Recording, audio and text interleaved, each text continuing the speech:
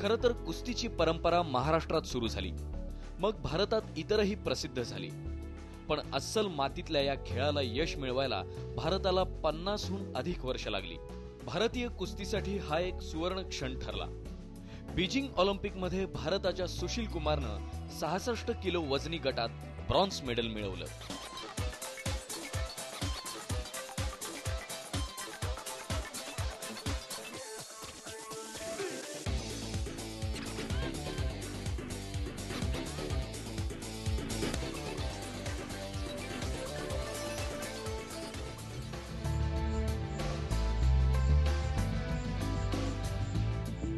तब्बल 56 वर्षांनी ऑलिम्पिकमध्ये कुस्तीसाठी भारताला हा सन्मान मिळाला.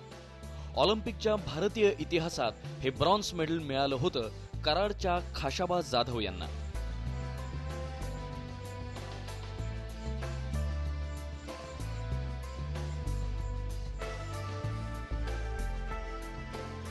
...1952च्या हेल्सिंगी ऑलिम्पिकमध्ये महाराष्ट्राच्या मातीत वाढलेल्या या रांगड्या पैलवानानं ही किमया केली होती. कुस्तीचं हे वैभव हरवत चाललंय का?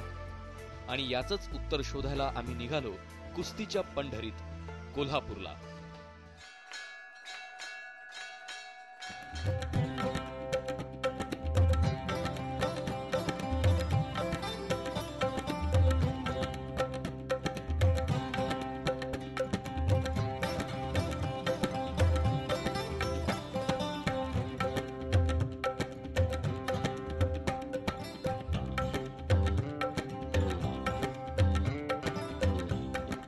आता आपण आलो आहोत ते म्हणजे कोल्हापूरमध्ये.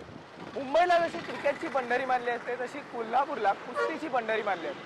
महाराष्ट्रात हा कुस्तीचा प्रवास हा खूप मोठा आहे. कुस्तीत झालेले बदलही तितकेच मोठे आहेत. हे सगळं आपण जाणून घेणारच आहोत. पण सगळ्यात पहिल्यांदा आपण जाणून घेऊया ते म्हणजे ह्या अस्सल मराठमोळ्या मातीतल्या खेळाचा उगम झाला तरी कसा.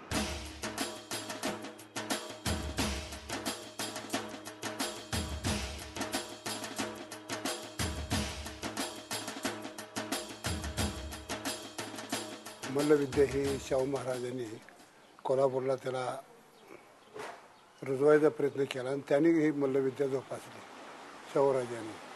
कारण त्यांना एक आपली महाराष्ट्रात म्हणजे महाराष्ट्राचे मल्ल हे जगाच्या कुठेतरी नकाशावर चमकावेत आणि फॉरेनमधनं त्यांनी मेडल आणावे हे त्यांची फार अपेक्षा होती. त्याच्यामुळे त्यांनी त्यावेळेस हिंदुस्थान पाकिस्तान सगळे एकच होतं. मग तिकडचे लाहोर, अमृतसर असे काही पैलवान आणून तो कोल्हापुरात त्यांनी आपल्या स्वतःच्या आखाड्यावर त्यांनी तयार केले. शाहू महाराजांमुळे कुस्तीला महाराष्ट्रात मान मिळाला.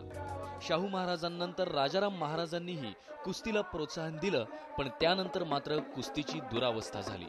काही असो, कुस्तीचा इतिहास जितका जुना आहे तशीच या खेळाची परंपराही तितकीच ऐटबाज आहे. आज काळ बदललाय तशी कुस्तीही बदलली आहे. लाल मातीतली कुस्ती आज मॅटवर येऊन पोहोचली आहे, पण तिचे नियम, तिच्या प्रथा, तिच्या परंपरा मात्र अजूनही तशाच आहेत. कुस्तीचा फड असो किंवा तालीम, कुस्ती रंगते ती या हलगीच्या तालावर.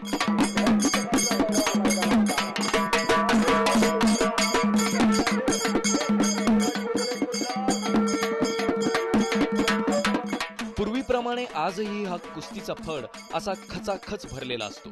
लहान मुलं असो वा जखड वयोवृद्ध, कुस्तीचा फड रंगला की सर्वजण आजही आवर्जून आपली हजेरी लावतात. कोणाच्या कुस्त्याचा नाद जसा पुन्हा बंद झाला कुस्ती खेळायचा, तसा कुस्त्या बघायचा नाद लागला सारखा प्रतिपडावर. आमची पोरं ही कुस्त्या खेळत होती हो, त्या पोरांच्या नादानं मागं बघायला जायला लागलो. लहानपणापासून कुस्त्या बघायची बी सवय होती. गावात आमच्या खेळणारी शिकार लोक होती, चांगली गाडलेली होती. सीताराम पैलवान, राम पैलवान अशी भारतभर गाडलेली पोर चांगली आमच्या गावात होती. त्यामुळे आम्ही बघत आम्ही कुस्ती खेळायला लागलो, ती चालू झाली खेळायला. तर आम्हाला लहानपणापासून कुस्ती खेळण्याचा बी शौक आहे, बघण्याचा बी. आपली प्रकृती धंदाकड कशी होईल ह्याच्याबद्दल आम्ही कुस्ती खेळतो बी आणि बघतो बी. आता इथून पुढे बी कुस्त्या बघण्याचा नाद असावा, मुलांनी खेळावं हेच आमचं. मला कुस्त्या फार आवडतात. माझी इच्छा आहे की मी बी कुस्ती करावी. मला डाव यावं म्हणून मी कुस्ती बघायला आलोय. माझी दरवर्षी या मैदानात कुस्ती असते. त्यामुळे मी या कुस्ती मैदानाला भेट देण्यासाठी आलो.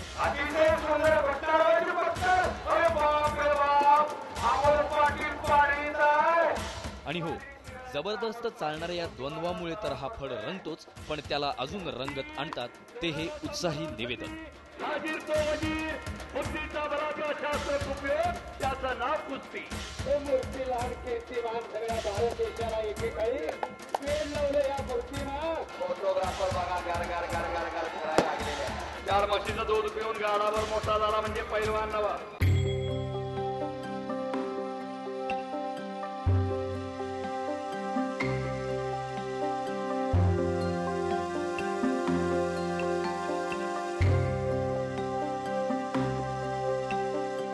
राजश्री शाहू महाराजांनी बांधलेला हा खासबाग आखाडा 1912 मध्ये राजश्री शाहू महाराजांनी या आखाड्याची स्थापना केली होती आणि आज हा आखाडा म्हणजे कोल्हापुरातल्या कुस्तीचा चेहरा बनलाय.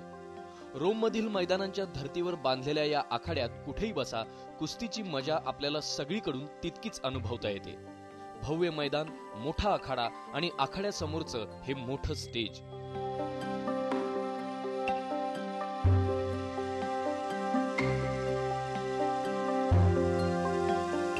यामुळे कुस्तीच्या इतिहासात या आखाड्याला एक वेगळीच ओळख मिळाली आहे.